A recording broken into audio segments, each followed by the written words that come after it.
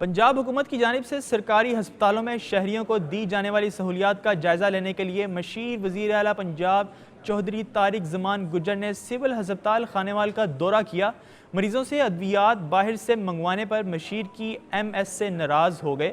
مزید جانتے ہیں خانیوال سے راحیل عباس کی رپورٹ میں۔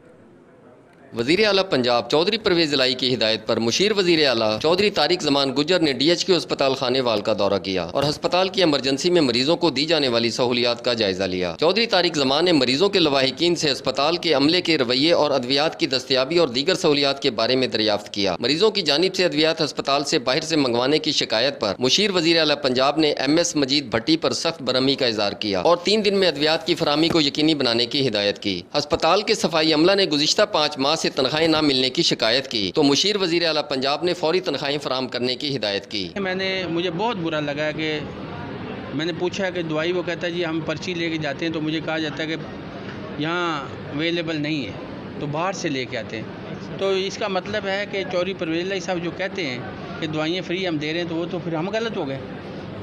ایسی بات آئندہ بالکل نہیں ہونی چاہیے۔